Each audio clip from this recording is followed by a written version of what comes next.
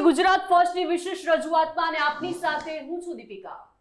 હું છું વ્રજ અને સ્વાગત છે તમારું ગુજરાત ફર્સ્ટની આ સ્પેશિયલ પેશકશમાં, જેમાં આજે આપણે વાત કરીશું ઇન્ડિયા અને ન્યુઝીલેન્ડના હાઈ વોલ્ટેજ ક્લેશ વિશે. જી બિલકુલ. ICC T20 વર્લ્ડ કપ તેના અંતિમ ફેઝ પર પહોંચી ગયો છે અને ફાઇનલ મુકાબલામાં ભારત ન્યુઝીલેન્ડની ટીમો આમને સામને ટકરાશે. T20 વર્લ્ડ કપ 2026માં ભારતીય ટીમ ઇતિહાસ રચવાથી એક જ ડગલું દૂર છે.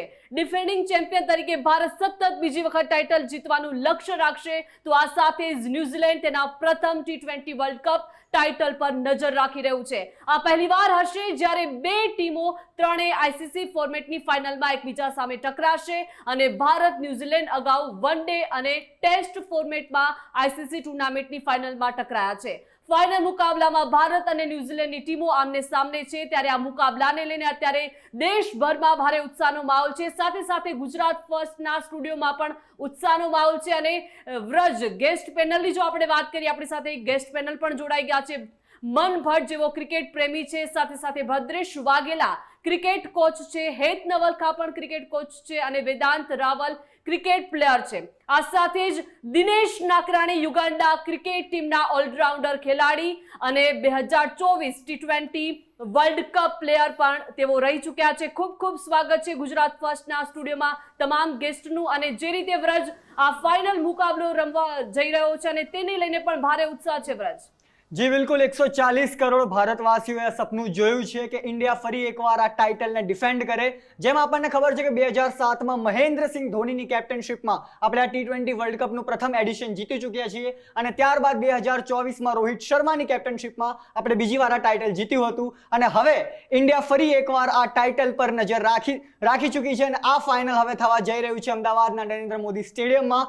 અને આને લઈને, આ ફાઇનલને લઈને 140 કરોડ દેશવાસીઓમાં ઘણો ઉત્સાહ જોવા મળી રહ્યો છે. જી બિલકુલ વ્રજ, એટલે કે ભારે ઉત્સાહનો માહોલ છે, એક્સાઇટમેન્ટ છે.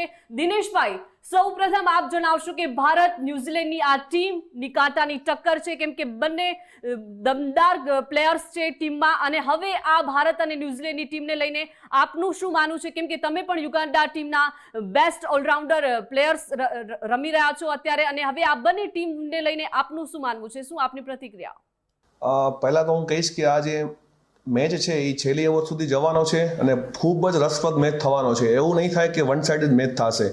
ને બાકી તો મારું કહેવાનું એ છે કે આ હાઈ વોલ્ટેજ ડ્રામા મુકાબલામાં જે લોકો પ્રેશર ઝીલશે, જે લોકો પ્રેશરને સારી રીતે હેન્ડલ કરશે, એ ટીમ વિજેતા બનશે, કારણ કે બંને ટીમ સારી છે આ ફોર્મેટમાં.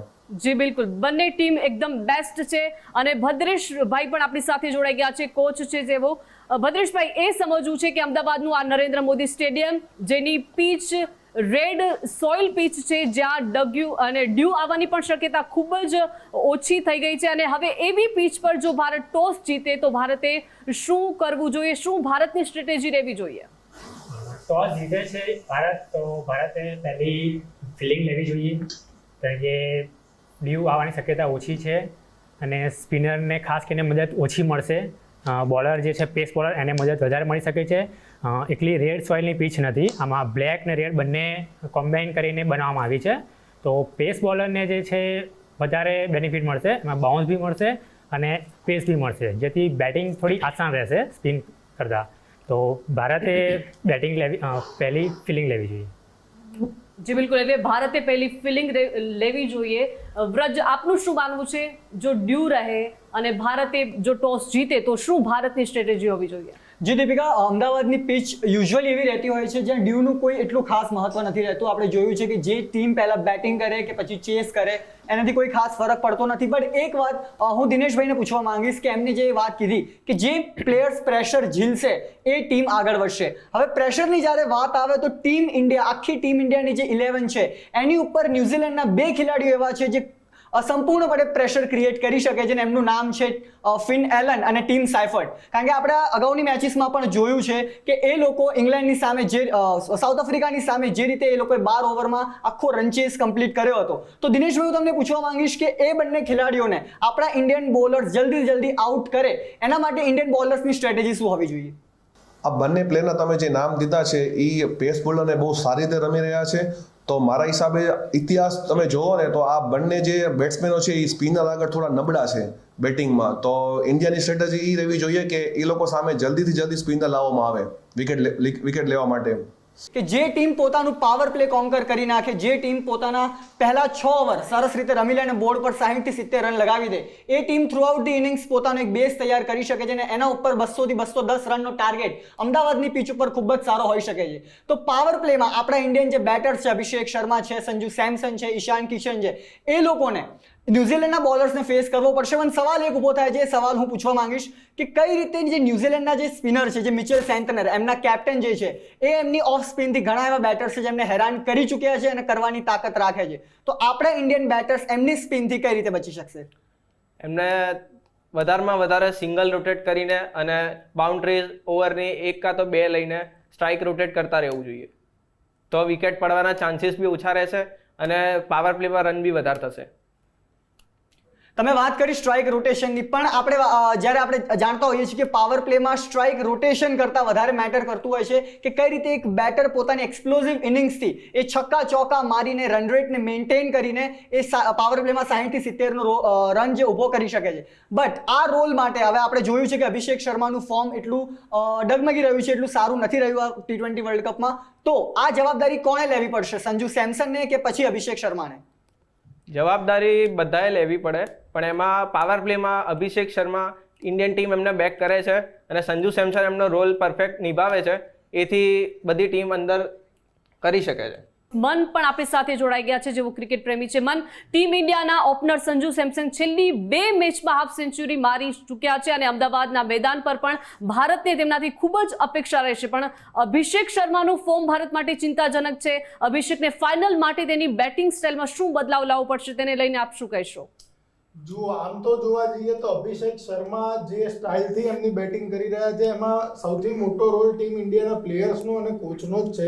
કારણ કે એ લોકોએ અભિષેક શર્માને એક ફ્રી હેન્ડેડ આપેલા છે કે તમે જઈને એક ફાયર સ્ટાર્ટ આપો કે જેથી ટીમને પાછળ બહુ પ્રેશર ના આવે, જેથી અભિષેક શર્મા જે રમી રહ્યા છે એ કોઈ બહુ અત્યારે હાલ તકલીફ જેવી ચિંતાની વાત છે નહીં.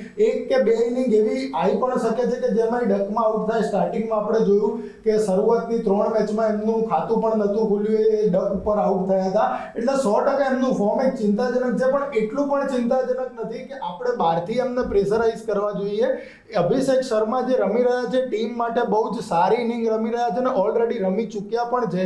એટલે અભિષેક શર્માની સાથે ઓલરેડી એમના ફોર્મના લીધે એક બેટ્સમેન ઇન્ડિયાએ વધારી દીધો છે કે જેથી સંજુ સેમસનને અંદર લાયા અને ઈશાન કિશનને નંબર 3 ઉપર કરી દીધા છે. એટલે કે ઓલરેડી અભિષેક શર્મા ફાયર સ્ટાર્ટ આપી શકે અને સાથે સાથે સંજુ સેમસન પણ રમી શકે. એટલે અભિષેક શર્મા જે રમે છે એમનું સ્ટાર્ટ આપે છે, એમાં કોઈ બદલાવ લાવવાની જરૂર છે નહીં. એક હાર્ડ હિટર તરીકે જ રમી રહ્યા છે કે કોઈ પણ બોલર ઓફ સ્પિનર આવે કે ફાસ્ટર આવે, હું મારી હિટિંગ ગેમ જ રમી રહ્યો છું, એ માઇન્ડસેટ સાથે જ રમે છે. તો એમને એમના ગેમમાં કોઈ ચેન્જ લાવવાની જરૂર છે નહીં. અને અત્યારે આ સ્ટેજ ઉપર આપણે એક આવો બેટ્સમેન પણ જોઈએ જ છે કે જે ફિન એલન અને ટીમ સાઇફર્ટને ચુનૌતી પણ આપી શકે કે જેથી ઇફ આપણે પ્રોબ્લેમમાં કે હાઈ રન ચેસ કરી શકતા હોઈએ તો સંજુ સેમસન અને અભિષેક શર્મા આપણને સારું સ્ટાર્ટ અપાવી દે.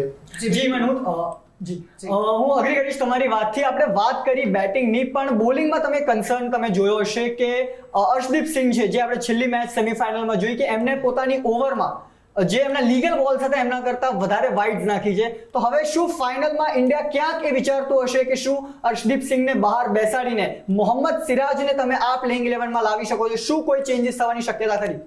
એકચ્યુઅલમાં ફાઇનલ મેચ એટલે બહુ મોટી ટુર્નામેન્ટ છે અને ફાઇનલ મેચ પહેલાં જો તમારે કોઈ ચેન્જ કરવો હોય તો મારા ખ્યાલથી આ ચેન્જ કરી શકાય નહીં અત્યારે. કેમ કે તમારે જો ચેન્જ કરવો હોય તો કોઈ પણ પ્લેયરને 1 કે 2 મેચનો સમય આપવો જોઈએ. મોહમ્મદ સિરાજ આ ટુર્નામેન્ટમાં બહુ જ ઓછી મેચ રમ્યા છે. એટલે હવે જે ફાઇનલ મેચ છે એમાં અર્શદીપ સિંહને બહાર બેસાડીને મોહમ્મદ સિરાજને રમાડવું એ મારા પ્રમાણે હિતાવો નથી. હવે અર્શદીપ સિંહ જ કન્ટિન્યુ કરે અને એના માટે જે આપણું બધાને ખબર છે કે સેમીફાઇનલ ઓવરમાં આપણે 253 કર્યા હતા, છતાં પણ આપણે 7 રનથી જ જીત્યા છીએ. અને સેમ એવી જ કન્ડિશન, એ જ પીચ આપણને અમદાવાદના મેદાન પણ મળી રહી છે, કેમ કે અમદાવાદનું મેદાન બોમ્બેના મેદાન કરતાં 100% મોટું છે બાઉન્ડ્રી વાઇઝ, બટ જે પીચ છે એ બંને પીચો બોમ્બેની અને વાનખેડેની અને અમદાવાદની આપણે નરેન્દ્ર મોદી સ્ટેડિયમની, એ બંને પીચો બેટિંગ માટે જ મદદરૂપ છે. એટલે જે છે આપણે બોલિંગથી જ મેચ જીતી શકશે. કોઈ પણ ટીમ હશે, ઇન્ડિયા હશે કે ન્યુઝીલેન્ડ હશે,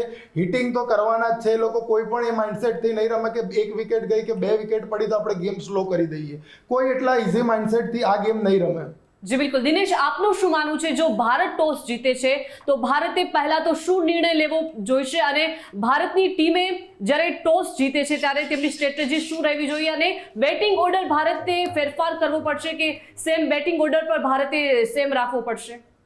ત્યારથી સંજુ સેમસન ટીમમાં આવ્યો છે ત્યારે કોઈ ફેરફાર કરવાની કોઈ જરૂર જણાતી નથી. ને પ્લસમાં જો ડ્યુ ફેક્ટર અસર ન હોય, ડ્યુ ફેક્ટરનો કંઈ પણ અસર ન હોય તો ભારતે પ્રથમ બેટિંગ જ કરવી જોઈએ, કારણ કે નોર્મલ સિરીઝમાં બી બહુ દબાવ હોય છે ટીમો ઉપર. આ તો વર્લ્ડ કપની ફાઇનલ છે, એટલે જે ટીમ ચેસ કરશે એને ખૂબ જ દબાવ હશે, અને જે પ્રેશર વગર બેટિંગ કરશે એના માટે 100% હિતમાં રહેશે ડિસિઝન. જો ડ્યુ ફેક્ટર ના હોય તો મારા હિસાબે ઇન્ડિયાને બેટિંગ જ કરવી જોઈએ પહેલા. જી બિલકુલ. વ્રજ, આપનું શું માનવું છે કે જો ડ્યુ ફેક્શન ના હોય અને બેટિંગ ફોર્મેટની વાત કરી, બેટિંગ ઓર્ડરની જો વાત કરીએ તો શું ઇન્ડિયાએ ફેરફાર કરવા જોઈએ કે નહીં? જેમ દિનેશભાઈએ કીધું કે અગર ડ્યુ આવે છે તો પહેલા બેટિંગ કરવી એ ઇન્ડિયા માટે બેનિફિશિયલ રહેશે, હું વાતથી અગ્રી કરું છું. અને જ્યારે બેટિંગ ઓર્ડર ચેન્જ કરવાની વાત આવે તો એ મેચની સિચ્યુએશન ઉપર ડિપેન્ડ થઈ જાય છે કે અગર આપણા જે ઓપનર્સ છે એ 6 થી 7 ઓવર સુધી કે 8 ઓવર સુધી રમી જાય છે, એક બેઝ તૈયાર થઈ જાય છે, તો એના પછી તમે જેમ 3 નંબર ઉપર 4 નંબર ઉપર સૂર્ય અને તિલક આવે છે, એની જગ્યાએ તમે શિવમ દુબેને પહેલા પ્રમોટ કરી શકો છો, જે આપણે સેમીફાઇનલમાં જોયું. પણ હું એક સવાલ વેદાંત તમને પૂછવા માંગીશ કે એવા રિપોર્ટ્સ પણ સામે આવ્યા છે કે મિચેલ સેન્ટનર જે ન્યુઝીલેન્ડના કેપ્ટન છે, એમણે વાત કીધી છે કે 140 કરોડ દેશવાસીઓનું આ સપનું છે કે ઇન્ડિયા આ વર્લ્ડ કપ જીતે, પણ જ્યારે અમે અમદાવાદના ક્રાઉડમાં રમીશું, જ્યાં 1 લાખ લોકો અમને આ ફાઇનલ જોવા આવશે, ત્યારે હું મારી ટીમને જીતાડવા માટે પૂરી કોશિશ કરીશ. એના માટે જો મારે લાખો લોકોના દિલ તોડવા પડ્યા તો બી મને ફરક નહીં પડે. તો આવું જ એક સ્ટેટમેન્ટ તમને યાદ હશે 2023ના વર્લ્ડ કપના ફાઇનલમાં આપણને આપવામાં આવ્યું હતું, જે પેટ કમિન્સે આપ્યું હતું, જેમને કહ્યું હતું કે અમે ઓડિયન્સને સાયલેન્સ કરી નાખીશું. અને આવું જ એક સ્ટેટમેન્ટ આપણને 2026ના T20 વર્લ્ડ કપ ફાઇનલમાં કેપ્ટન તરફથી આવ્યું છે. તો શું આવા સ્ટેટમેન્ટ્સ કેપ્ટન તરફથી આવવા આપણા ટીમના માઇન્ડસેટને કોઈ ઇમ્પેક્ટ કરી શકે છે કે નહીં? આમાં તો કંઈ એટલે લાઈક આપણે આમાં ઇમ્પેક્ટ તો કરી શકે માઇન્ડને, કારણ કે 2023માં આપણી જોડે આ બનાવ બની ગયો છે.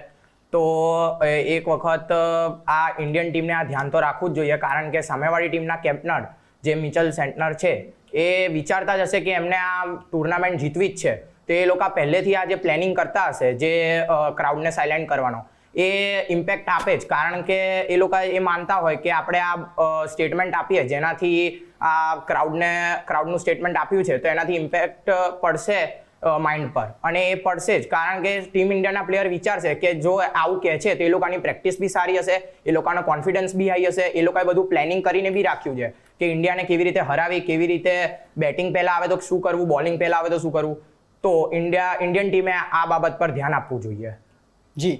અને હું એક સવાલ ભદ્રેશ તમને પૂછવા માંગીશ કે આ ટુર્નામેન્ટમાં થ્રુઆઉટ ધી ટુર્નામેન્ટ ન્યુઝીલેન્ડના જે બોલર છે રચિન રવિન્દ્ર, જે ન્યુઝીલેન્ડના હાઈએસ્ટ વિકેટ ટેકર છે આ ટુર્નામેન્ટમાં, જે અત્યાર સુધી 10 વિકેટ લઈ ચૂક્યા છે, અને એમની મિસ્ટ્રી સ્પિનિંગ સામે, જે એકચ્યુઅલી મિસ્ટ્રી લાવી રહ્યા છે એમની સ્પિનમાં, તો શું એમની સ્પિન સામે આપણા ઇન્ડિયન બેટર્સ, જે ઘણા બધા આપણી પાસે લેફ્ટી બેટર્સ છે, એ લોકોની સ્ટ્રેટેજી શું હોવી જોઈએ કે રચિન રવિન્દ્ર જ્યારે પોતાની 4 ઓવર પોતાનો સ્પેલ નાખવા આવશે ત્યારે એમની સામે રચિન રવિન્દ્રની સામે આપણે ઇન્ડિયન બેટર્સ કઈ રીતે ટેકલ કરશે એમને? રચિન રવિન્દ્ર જ્યારે ઓવર નાખવા આવે ત્યારે વધારે પડતું દબાવ લેવાની જરૂર નથી.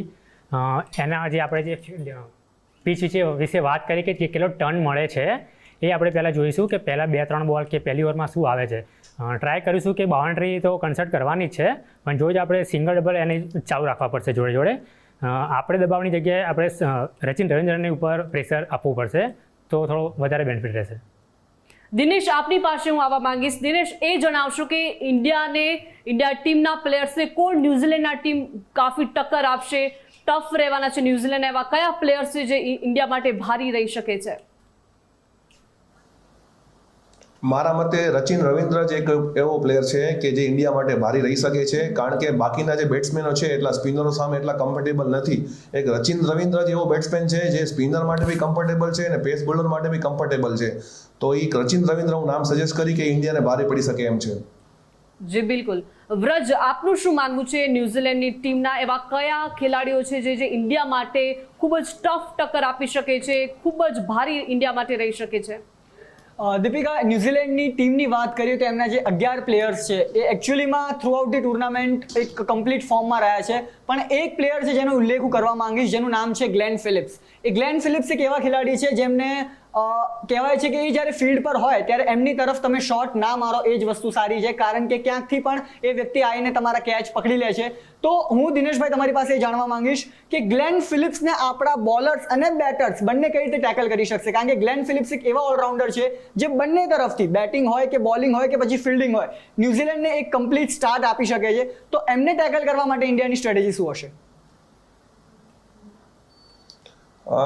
એમને ટેકલ કરવા માટે ફિલ્ડિંગ તો નો ડાઉટ એની વર્લ્ડ ક્લાસ ફિલ્ડિંગ છે ફિલિપ્સની. તો જોવાનું એ રહેશે કે એના આજુબાજુના જો કેચ ચડશે તો એ તો છોડવાના તો નથી ગ્લેન ફિલિપ્સ. બાકી બેટિંગમાં હું એમ કહીશ કે આપણા જે મિસ્ટી સ્પિનરો છે એ 100% ગ્લેન ફિલિપ્સને સેટ થવા નહીં જ દે. એ મને પૂરી ખાતરી છે આપણા બોલરો ઉપર જે સ્પિનરો છે એના માટે, કારણ કે એ એટલો બધો કમ્ફર્ટેબલ નથી પ્લેયર કે એ સ્પિનરોને સારી રીતે ટેકલ કરી શકે ફિલિપ્સ. અને એક સવાલ હજુ તમને પૂછવા માંગીશ, જે આપણા સ્પિનર છે વરુણ ચક્રવર્તી, જે અત્યારે T20 ફોર્મેટના નંબર 1 બોલર છે, બટ આ ટુર્નામેન્ટમાં આપણે એક વસ્તુ ઓબ્ઝર્વ કરી છે કે ઘણા જે લેન્થ વાઇઝ ઘણા શોર્ટ બોલ નાખી રહ્યા છે, બચવાની કોશિશ કરી રહ્યા છે, પરંતુ વરુણ ચક્રવર્તી ઓળખાય છે એમની મિસ્ટ્રીના લીધે કે લેન્થ બોલ રાખીને આગળ રાખીને બોલને કઈ રીતે સ્પિન કરાવો. પણ આ ટુર્નામેન્ટમાં એ જે શોર્ટ બોલ્સ વાળી સ્ટ્રેટેજી ઉપર, જે ડિફેન્સ વાળી સ્ટ્રેટેજી ઉપર આવી ગયા છે, તો એમને પોતાની સ્ટ્રેટેજીમાં શું ચેન્જીસ લાવવાની જરૂર છે? વરુણ ચક્રવર્તીનો રેકોર્ડ ન્યુઝીલેન્ડ સામે બહુ સારો રહ્યો છે બોલિંગમાં. વરુણ ચક્રવર્તી આપણો સમજી લો કે આ વિકેટ ટેકર બોલર છે અને અત્યારે નંબર 1 બોલર છે T20નો. તો સ્ટ્રેટેજી એ જ રહેવી જોઈએ. એની બોલિંગમાં થોડા વધારે રન આવશે તો ચાલશે, પણ એને વિકેટ માટે જ જવું જોઈએ વરુણ ચક્રવર્તીને, જેથી કરીને ઇન્ડિયાને ફાયદો થાય. આમાં સમજી લો કે થોડા 10-20 રન વધારે આવી જાય ઓવરના સ્પેલમાં, એ મહત્વનું નથી, વિકેટ મહત્વની છે. તો એ 100% વિકેટ માટે જ એને આગળ લેન્થ જ નાખવી જોઈએ એમ. જી દિનેશભાઈ, એક સવાલ હું તમને પૂછવા માંગીશ કે T20 ફોર્મેટની આ જે ગેમ છે જેને બેટર્સની ગેમ માનવામાં આવે છે, પણ મારું એવું માનવું છે કે ઓલરાઉન્ડર્સ આ સ્પોર્ટમાં એક ટીમ માટે બહુ ઇમ્પોર્ટન્ટ રોલ પ્લે કરી જતા હોય છે, અને આપણી પાસે ટીમ ઇન્ડિયા પાસે ફોર્ચ્યુનેટલી એવા 3 પ્લેયર્સ છે, જે હાર્દિક પંડ્યા, શિવમ દુબે અને અક્ષર પટેલ. તો તમારું શું માનવું છે કે ફાઇનલમાં આ 3 ખેલાડીઓમાંથી કયો એક ખેલાડી એવો છે જે ટીમ ઇન્ડિયા માટે એક્સ ફેક્ટર બની શકે છે? હાર્દિક પંડ્યા એક્સ ફેક્ટર બની શકે છે, કારણ કે હાર્દિક પંડ્યા અમદાવાદના ગ્રાઉન્ડ પર બહુ બધા મેચ રમ્યા છે ને એક તો સિઝન આખી IPLની સિઝન છે, ગુજરાત ટાઇટન્સ વતી કેપ્ટન બી રહી ચૂક્યા છે. તો સૌથી વધારે એક્સપિરિયન્સ એ ગ્રાઉન્ડનો હાર્દિક પંડ્યાને જ છે, ને હાર્દિક પંડ્યાનું એ ગ્રાઉન્ડમાં એક્સ્ટ્રાઓર્ડિનરી પરફોર્મ બી રહ્યું છે, ને એ 100% 100% સૌથી સારામાં સારી ભૂમિકા ભજવશે તો હાર્દિક પંડ્યા એઝ ઓલરાઉન્ડર તરીકે ઇન્ડિયા માટે. જી આભાર. જી બિલકુલ દિનેશભાઈ, ખૂબ ખૂબ આભાર. ગુજરાત ફર્સ્ટના સ્ટુડિયોમાં આપ જોડાયા, ગુજરાત ફર્સ્ટ સાથે આપ જોડાયા તે માટે ખૂબ ખૂબ આપનો આભાર. એટલે કે હવે T20 વર્લ્ડ કપ 2026માં ભારતીય ટીમ ઇતિહાસ રચવાથી માત્ર એક ડગલું દૂર છે, અને ડિફેન્ડિંગ ચેમ્પિયન તરીકે ભારત સતત બીજી વખત ટાઇટલ જીતવાનું લક્ષ્ય રાખશે. અને આ માટે જ દેશભરના તમામ ભારતીય ક્રિકેટરનો મત એક જ છે, એક્સાઇટમેન્ટ પણ એક જ છે અને ઉત્સાહ પણ એક જ છે. જીતેગા ભાઈ જીતેગા, ઇન્ડિયા જીતેગા. તો ગુજરાત ફર્સ્ટના સ્ટુડિયોમાં આપ તમામ ગેસ્ટ જોડાયા તેના માટે આપનો ખૂબ ખૂબ આભાર, અને વિશેષ રજૂઆતમાં અત્યારે બસ આટલું જ. રજા આપશો. નમસ્કાર.